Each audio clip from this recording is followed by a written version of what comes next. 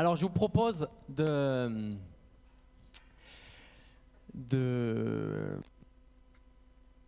terminer notre série sur la Pentecôte. Et donc, ça fait 3 dimanches.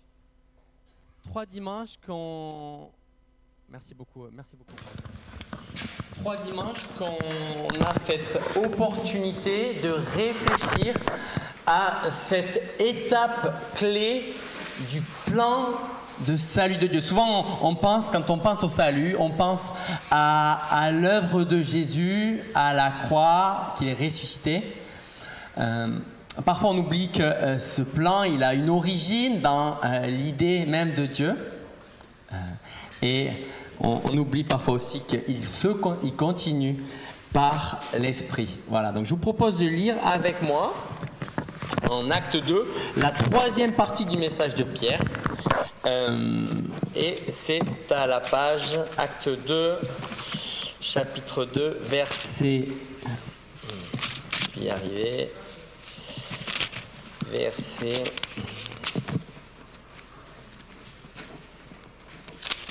Acte 2, verset 37, et c'est à la page 1023.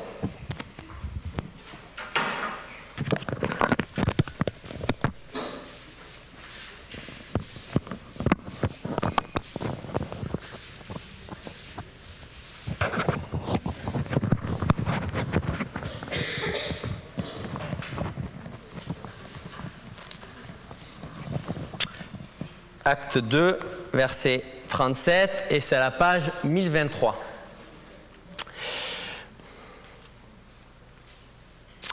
On arrive à la fin du discours et à ses effets sur les auditeurs. Ce discours, celui de Pierre, toucha profondément ce qu'il avait entendu. Ils demandèrent à Pierre et aux autres apôtres, « Frères, que devons-nous faire ?» Pierre leur répondit, « Changez, repentez-vous littéralement, et que chacun de vous se fasse baptiser au nom de Jésus-Christ pour que vos péchés vous soient pardonnés. Alors, vous recevrez le don du Saint-Esprit.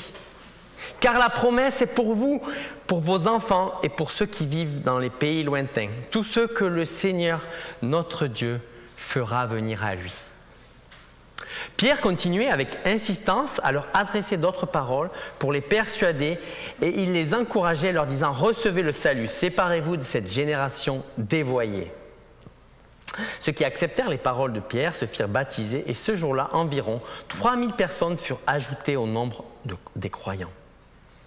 Dès lors, ils s'attachaient à écouter assidûment l'enseignement des apôtres, à vivre en communion les uns avec les autres, à rompre le pain et à prier ensemble. Tout le monde était impressionné car les apôtres accomplissaient beaucoup de prodiges et de signes miraculeux. Tous les croyants vivaient unis entre eux et partageaient tout ce qu'ils possédaient. Ils vendaient leurs propriétés et leurs biens et répartissaient l'argent entre tous, selon les besoins de chacun. Tous les jours, d'un commun accord, ils se retrouvaient dans la cour du temple, ils rompaient le pain dans les maisons et prenaient leur repas dans la joie avec simplicité de cœur. Ils louaient Dieu et le peuple tout entier leur était favorable. Et le Seigneur ajoutait chaque jour à leur communauté ceux qu'il sauvait.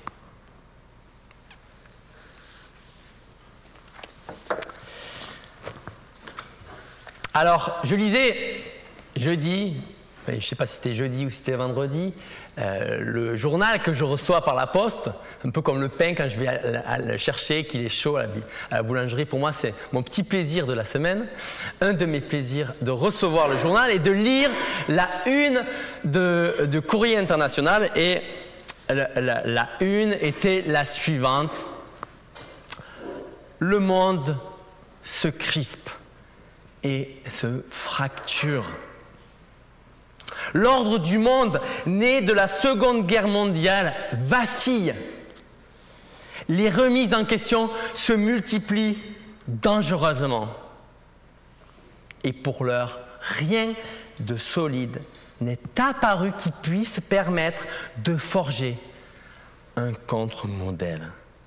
Notre monde se crispe, se fracture. J'ai pris quelques statistiques. En 2020, 56 conflits armés qui impliquaient des États et des organisations non étatiques. Plus de 82 millions de personnes déplacées, justement en relation avec ces conflits. D'autres conflits au sein des familles. Environ une femme sur 3 dans notre monde, soit environ 736 millions, a subi des violences physiques ou sexuelles de la part d'un partenaire intime ou de la part d'autres personnes au cours de sa vie. En 2022, en France, les forces de l'ordre ont enregistré plus de 400 000 interventions pour des affaires de violence intrafamiliale. En France, une étude en 2016 à propos du travail a montré que 24% des salariés déclaraient vivre des tensions fréquentes avec leurs collègues. Je ne parle même pas avec la direction, je parle avec leurs collègues.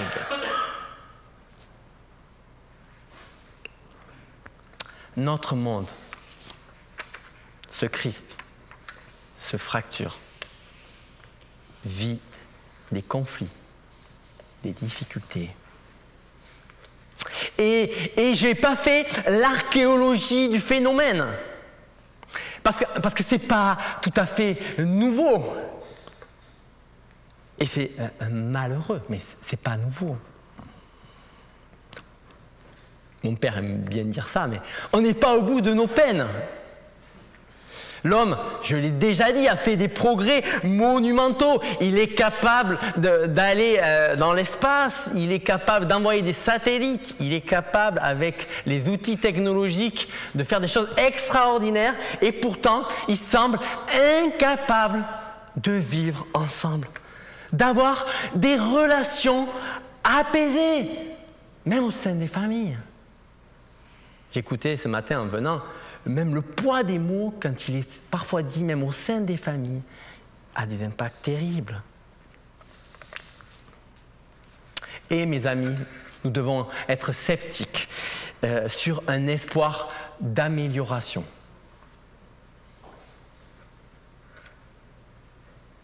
Pourtant, il y a un espoir. Et il y a particulièrement un espoir parce que c'est aujourd'hui la Pentecôte. Enfin, vous avez compris, c'est le jour où on se souvient de la Pentecôte, où on l'a fête. Il y a même non pas un petit espoir, mais un immense espoir. Mais Sam, qu'est-ce que tu racontes ?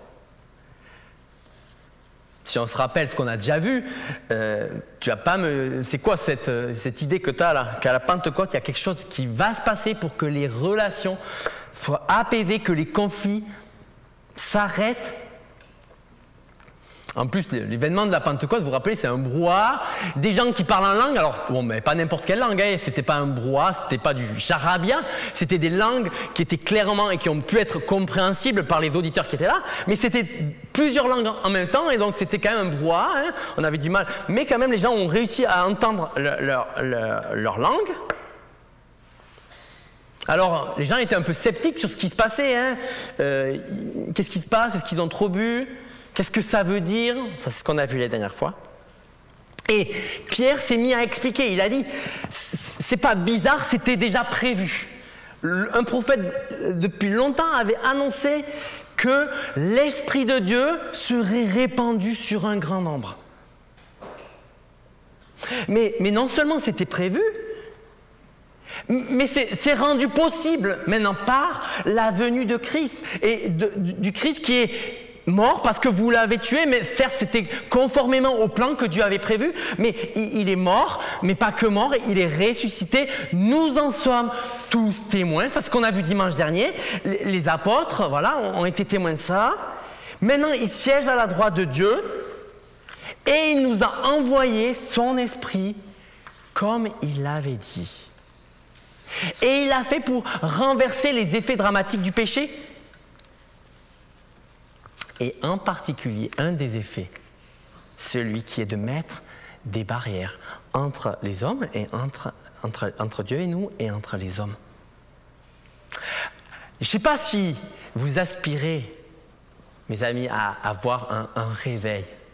Je sais qu'il y a des gens, ils prient, surtout les générations passées, mais ils prient pour un réveil. Et bien là, devant nos yeux, en lisant la Pentecôte et en se souvenant chaque année, si vous n'aviez pas considéré que la Pentecôte c'était une fête monumentale, que vous êtes juste concentré sur Noël et sur Pâques, ben la Pentecôte, mes amis, c'est le plus grand réveil de l'histoire. Quand le Saint-Esprit est répandu en abondance. Et vous allez voir ce que ce réveil a produit. Et nous allons voir qu'il a déjà touché les cœurs et elle les a invités à une action particulière. Et il a créé l'Église. Vous me direz peut-être que ce n'est pas une bonne nouvelle, mais moi je vous dirais que c'est une bonne nouvelle. Alors quel est le premier effet de la venue de l'Esprit ? Ce discours toucha profondément ceux qui l'avaient entendu. Je ne sais pas si vous avez été touchés par ces 2 derniers dimanches sur Pentecôte, ou si vous étiez lors du week-end d'église, si vous avez été dans une situation similaire que ces auditeurs. Mais là, les auditeurs, mes amis, ils sont pris aux tripes par le message qu'ils reçoivent. Et ce n'est pas juste une émotion en mode réception extatique, un petit boost spirituel. Non, ils sont poussés. On voit quoi? Ils sont poussés à agir. Frère, que devons-nous faire?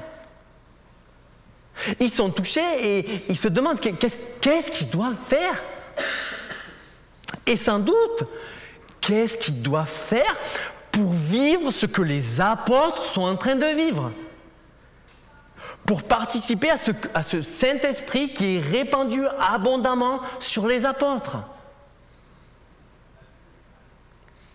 Et au fond, c'est toujours la même chose avec l'être humain. Quand il voit l'œuvre de Dieu produire des choses inimaginables et qu'il est extérieur à ça, il se pose la question, mais qu'est-ce que je dois faire pour être dans le move là? Qu'est-ce que je dois faire pour participer à ça?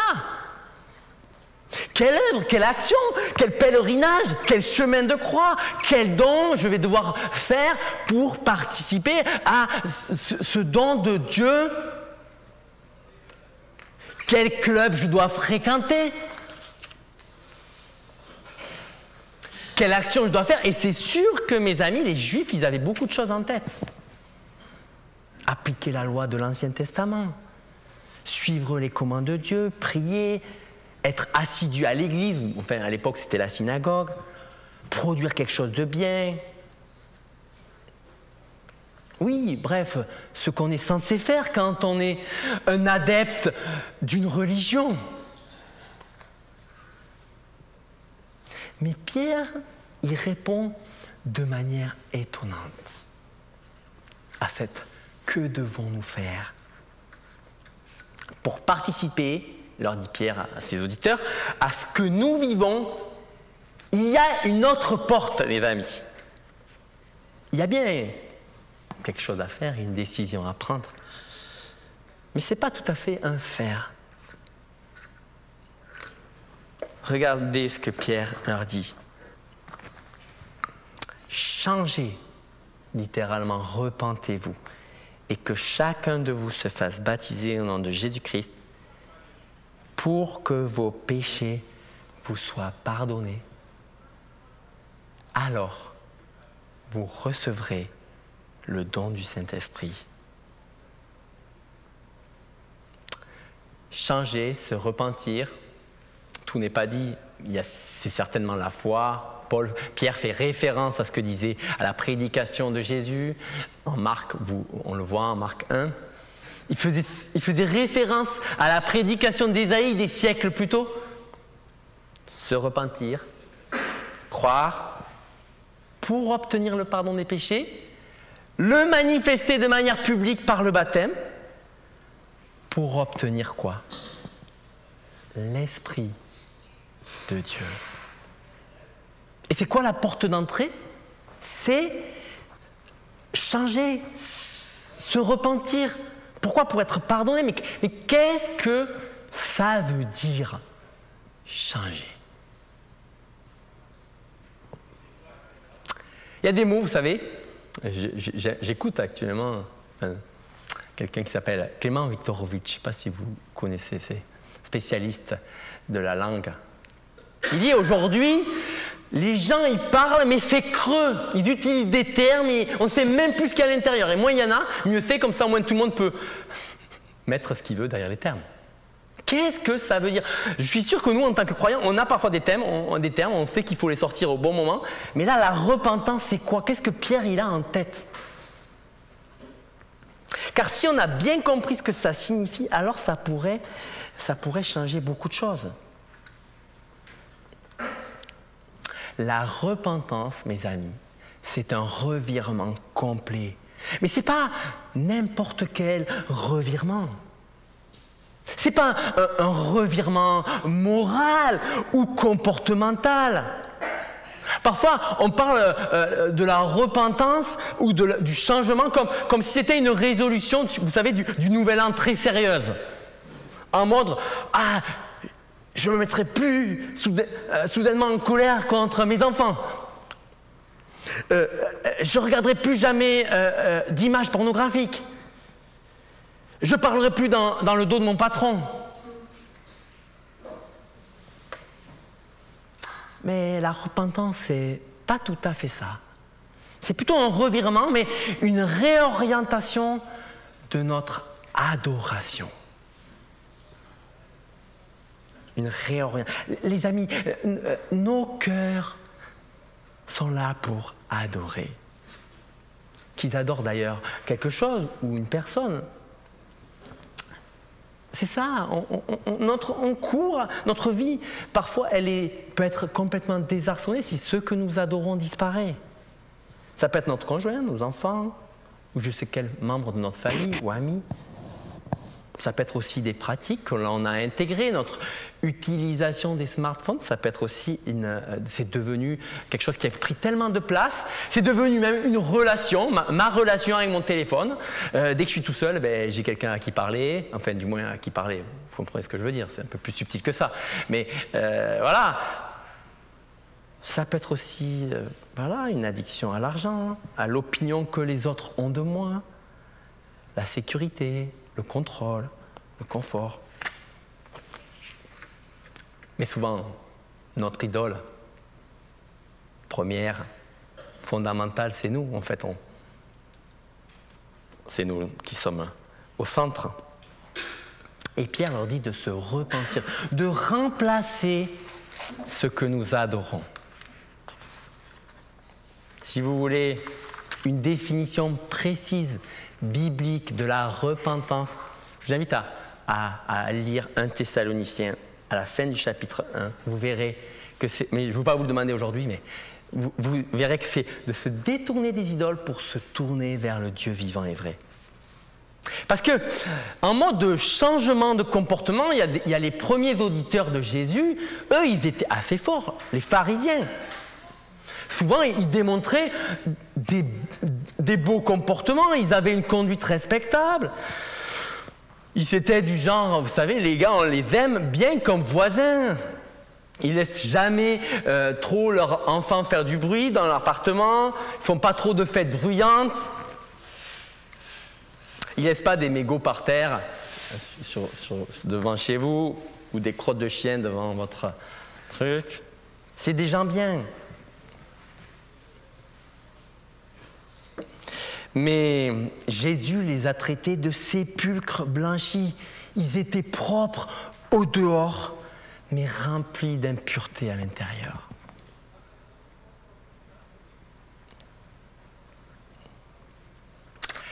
Mes amis, ce ne sont pas que les mauvaises personnes qui sont idolâtres. Même les gens bons, les gens moraux, les gens religieux, ils sont idolâtres. C'est pour ça que la repentance, c'est un appel pour tous.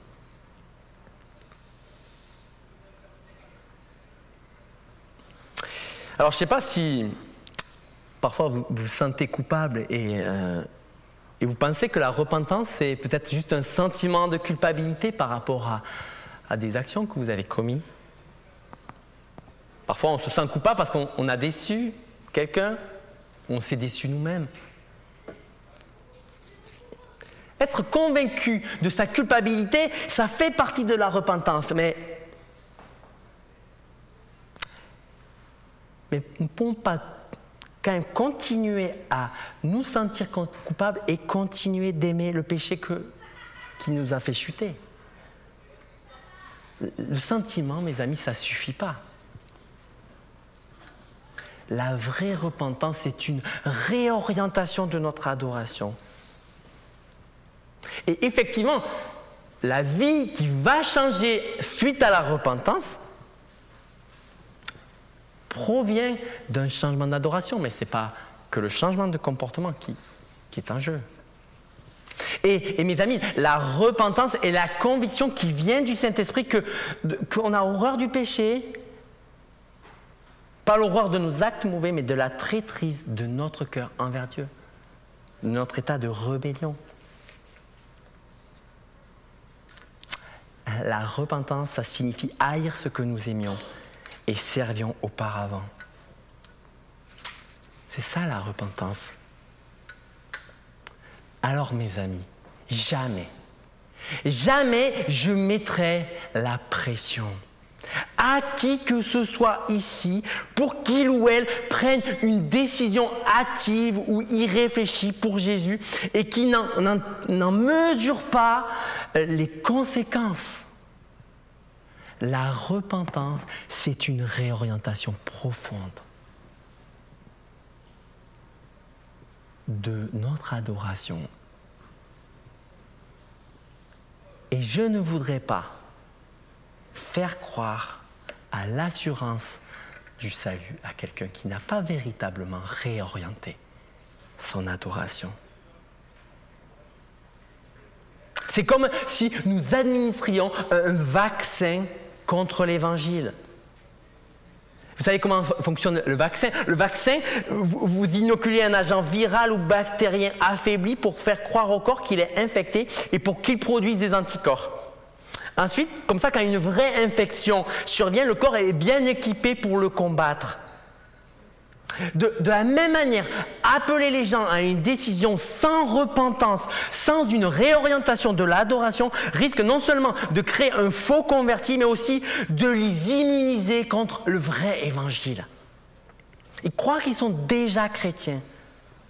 Et en plus, on double la dose si on dit qu'en plus, ils sont une fois sauvés, toujours sauvés. Les amis, devenir chrétien, c'est mener une vie de repentance. Dans les mots de Jésus, c'est prendre sa croix et le suivre. Ça débute effectivement à un moment précis, mais ça se poursuit par une vie de service et d'amour pour Dieu. Moralité, il y a 3000 personnes qui décident de réorienter leur adoration et qui décident de suivre le Seigneur malgré le coût social que ça représentait. Il ne faut pas perdre de vue que là, on a affaire à une nouvelle... cette histoire de résurrection pour les Juifs, ce n'était pas du tout admis. Donc on est dans un contexte où les Juifs, ils ne sont pas là, ah c'est cool de se tourner vers cette nouvelle conception, ce Messie, alors qu'il y a beaucoup de rejet. Non, il y a un coût social, mais il y a environ 3000 qui se tournent et qui décident de se faire baptiser en témoignage public, en obtention du pardon et de l'Esprit. Voilà ce que produit la venue de l'Esprit. Un appel à la repentance et des gens qui décident de le suivre, qui décident de changer. Bien sûr, c'est l'Esprit de Dieu qui a précédé. Et alors, deuxième point, qui naît de la venue de l'Esprit, c'est l'Église. Et ça, c'est une bonne nouvelle. L'Église est née parce que le Saint-Esprit est venu. Vous pourriez me dire, mais Je ne m'attendais pas à ça comme bonne nouvelle. L'Église, si on regarde l'histoire de l'Église, c'est pas toujours la joie. D'ailleurs même, si vous regardiez le livre des Actes, on ne va pas le faire cette fois, mais peut-être une autre fois, vous verrez que parfois il y a du racisme. Même dans la Bible, c'est marqué, il y a du racisme, du mensonge, de l'enrichissement, voilà, des désaccords. Même l'apôtre Paul, il va écrire ses lettres, je ne vais pas dire exclusivement pour les exhorter, voilà, mais aussi pour les reprendre sur certains sujets, problèmes. Et aussi, c'est l'occasion de partager l'évangile, un évangile qui produit des transformations. La Bible ne cache pas sous le tapis les difficultés que l'Église a. Mais pourtant, quand le Saint-Esprit vient, voilà, ce qu'il fait, ce n'est pas des chrétiens, un là, non. C'est la constitution d'une communauté. C'est au cœur de son plan. Ça fait partie de son plan. Le plan de salut de Dieu, ça intègre l'Église, mes amis. C'est pour ça que la Pentecôte, c'est si important. Et regardez ce que ça produit dans l'Église. La première Église, l'Église de Jérusalem, les versets 42 à 47.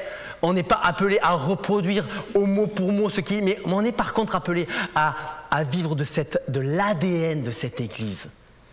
Parce que c'est vraiment monumental.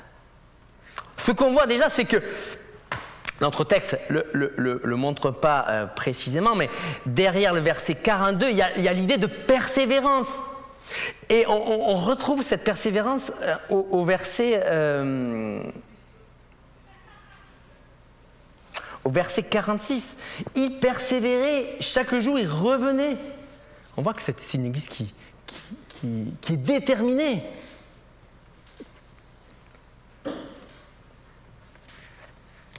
Et on voit que c'est une église qui est attachée, et ça c'est le premier point de cette sous-partie, il est attaché à l'enseignement des apôtres. Les apôtres, ils n'ont pas oublié leur priorité, l'enseignement.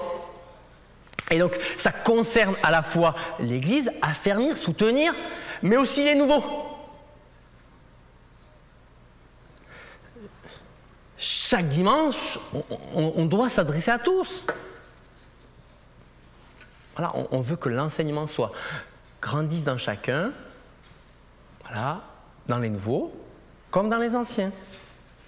On évite un jargon qui en exclurait.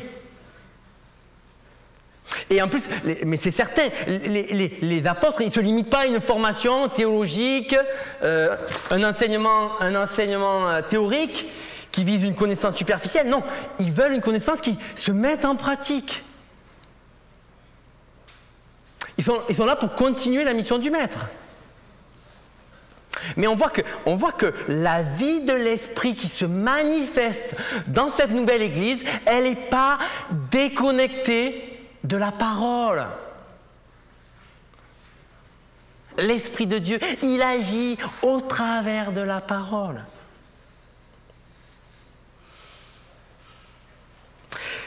C'est d'ailleurs, voilà, c'est ma mission première, passer le plus clair de mon temps à étudier la parole, à la transmettre, à prier. C'est ça ma fonction numéro 1. À la suite des apôtres. Si vous ne savez pas ce qu'un pasteur fait, si vous le voyez juste le dimanche, je vous dire, franchement, il ne doit pas faire grand-chose dans sa semaine, mais il est en train régulièrement d'être à l'écoute de la Bible, essayer de la comprendre pour sa communauté, pour les voisins, pour les amis des gens de l'Église, et il réfléchit. Il veut transmettre. C'est ça. C'est pareil pour Daniel, pour les responsables, tout, mais c'est de manière extensible. C'est aussi valable aussi pour les diacres. Alors vous avez le droit, mes amis, de nous poser la question si c'est bien ça auquel on est attaché. Est-ce que c'est notre priorité en tant que responsable, en particulier les anciens? Et si ce n'était pas le cas, vous auriez le droit de nous dire comment ça se fait. Vous avez le droit de nous poser des questions, mes frères et sœurs. C'est important de rester attaché à la vocation que le Seigneur nous a adressée. Mais ça, c'était le premier point. Mais ils sont constamment ensemble, ils forment une communauté de vie. Ces nouveaux chrétiens, ils sont intimement convaincus d'appartenir à une communauté de grâce. Ils ne sont pas juste en mode j'y vais de temps en temps, quand la célébration est sympa, quand il y a un tel ou un tel. Non, ils sont marqués par des relations de soutien mutuel, de communion fraternelle. Et ils ne sont pas en mode ghetto, je suis bien avec eux et puis tous les autres, c'est des mauvais. Non, c'est une communauté ouverte. Il y a toujours des nouveaux parmi eux. Ils ne sont pas en mode consommation, mais ils sont joyeux d'être au service. Et ils ont ce sentiment profond de faire partie d'une famille. Est-ce que vous faites partie de la famille, les amis?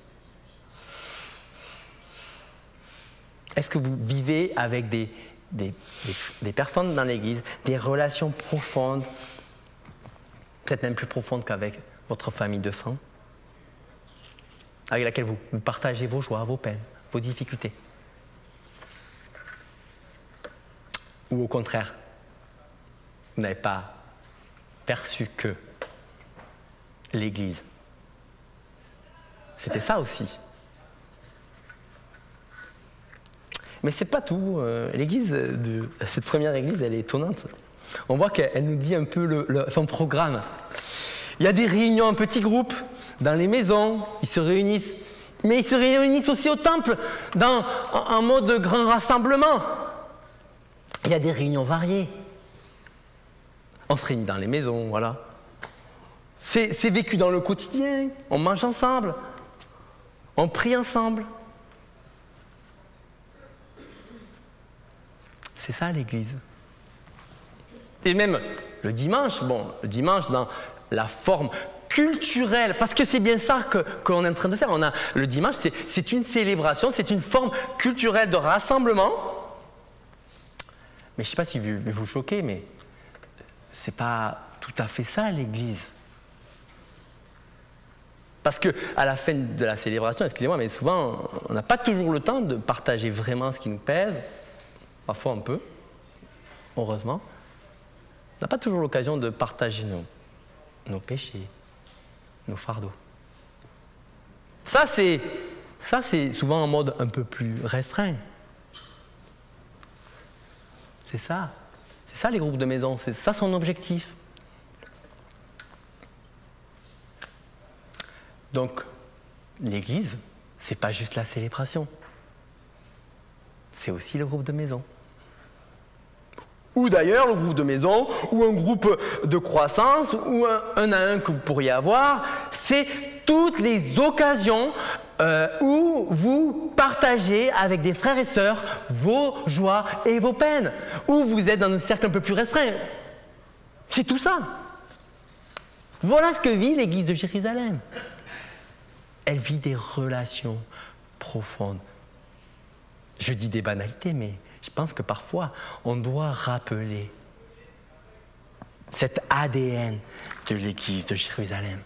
C'est ça l'Église. Dans une société individualiste, on a besoin de se rappeler, surtout en Occident, qu'on n'a pas tout en soi, tout seul. On a besoin les uns des autres. Ils passent beaucoup de temps dans la prière. Ouais, la prière, elle était importante pour cette communauté. Sans doute parce qu'elle était consciente qu'elle avait besoin de se centrer sur Dieu. D'ailleurs, prière individuelle, rassemblement, associé à la louange, les supplications. Tout ça, ça manifeste la dépendance vis-à-vis de Dieu, la foi en lui.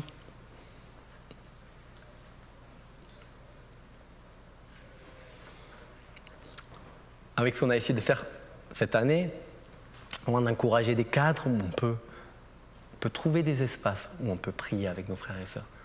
dimanche matin, le jeudi entre midi et 2, dans les groupes de maison. La prière, mes amis, ça montre qu'on a une relation vivante avec notre Dieu.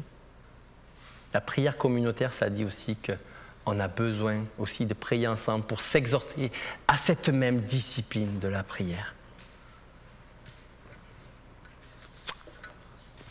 On voit aussi une méthode radicale dans cette église de Jérusalem de gestion des biens. Vous voyez ce qu'ils faisaient? Ils vendaient leurs propriétés et leurs biens et répartissaient l'argent entre tous. Plus qu'un simple concept économique, une règle collectiviste en mode communisme, ça quand même, ça doit nous interpeller.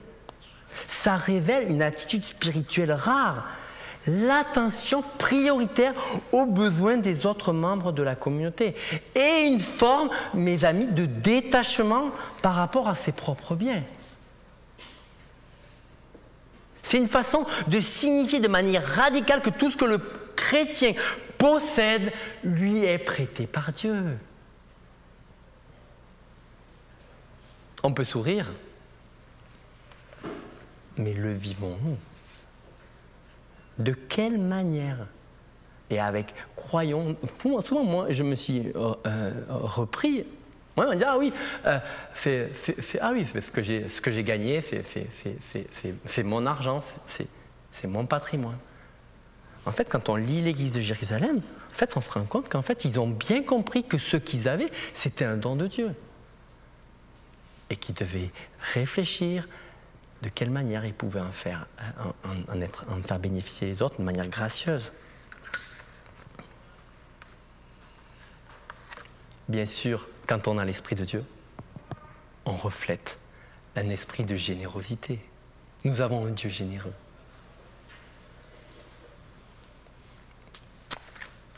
C'est logique, c'est évident. Mais sans doute un des points que je trouve assez bouleversant dans cette église de Jérusalem, c'est sa joie. D'ailleurs, cette joie étrange avec toutes les religions légalistes. Il faut se fouetter presque pour avancer.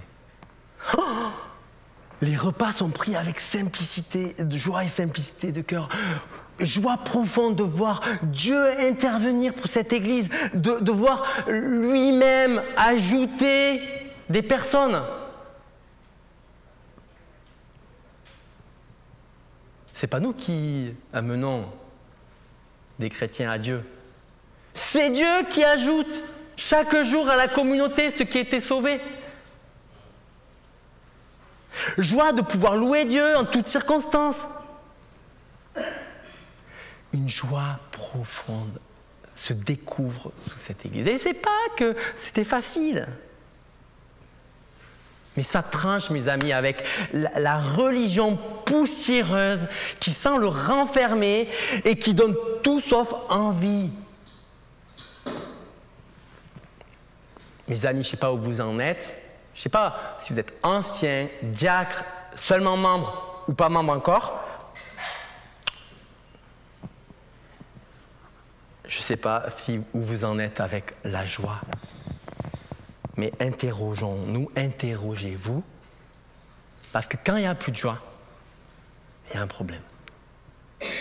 Demandez pardon au Seigneur et essayez de faire un diagnostic sur votre absence de foi. Que se passe-t-il? Qu'est-ce que vous avez perdu de vue? Les vrais croyants, les croyants remplis de l'esprit rayonnent de joie, même s'ils sont persécutés, même si leurs droits ne sont pas respectés, même s'ils sont moqués, car ils savent qu'ils ne font que suivre le Maître. Et ils ont l'honneur justement d'être dans ses traces. Leur joie ne dépend pas de la santé, de la réussite. Non, elle est liée au fait qu'ils sont amis du roi, qu'ils sont même ses enfants du roi. Et un dernier petit point qui me tient particulièrement à cœur. Verset 47, ils louaient Dieu. Et le peuple tout entier leur était favorable. Chaque disciple est une parcelle du royaume, une bonne semence en actes et en paroles que le Seigneur a placé dans son champ, le monde. Ça vaut pour les chrétiens de manière individuelle, mais c'est aussi valable pour la communauté, pour le témoignage collectif de l'Église. Est-ce que notre Église a la faveur de notre quartier, de la copropriété? Est-ce que notre vie d'Église veut bénir le monde dans lequel nous sommes? Est-ce qu'elle veut l'aider? Est-ce qu'elle veut l'aimer? Est-ce qu'elle veut l'aider à vivre? Est-ce qu'elle veut être une lumière sous le boisseau ou au contraire sur un porte-lampe? Qu'est-ce que veut être notre Église? Est-ce qu'on veut qu'elle soit transparente, que quand on sera parti d'ici, on ne sache même pas qu'il y avait une Église ici? Ou est-ce qu'on veut que le monde nous regarde avec joie, étonnement, reconnaissance, mais en même temps inquiétude, parce qu'il y a quelque chose de bizarre, ils s'aiment. C'est bizarre. Ils vivent des relations. Parfois, il y a des gens, ils sont un peu hypocrites, mais ils se pardonnent. Il y a des gens, ils se pardonnent.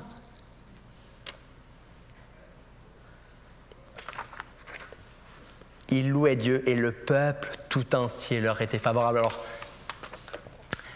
Pierre n'est pas dupe, hein, c'est lui qui écrit, mais Pierre dira dans sa seconde lettre que parfois même notre beau témoignage n'aura pas que des bonnes choses. Hein. Ça aussi, c'est une réalité. En conclusion, mes amis, quand l'Esprit vient, l'Église naît. Et pas n'importe quelle Église. Pas un truc poussiéreux, j'aime bien le dire. Non, l'Église, une Église qui reflète Dieu. Qui reflète sa fidélité dans la persévérance, qui reflète un Dieu qui veut une relation avec nous. C'est pour cela que nous désirons mieux le connaître par sa parole, qui reflète un Dieu qui est relationnel. Et c'est pour ça qu'on est dans une famille. On veut vivre des relations parce que notre Dieu est relationnel. Il veut avoir une relation avec nous comme il veut que nous ayons des relations les uns avec les autres et que nous ayons aussi des relations avec le monde.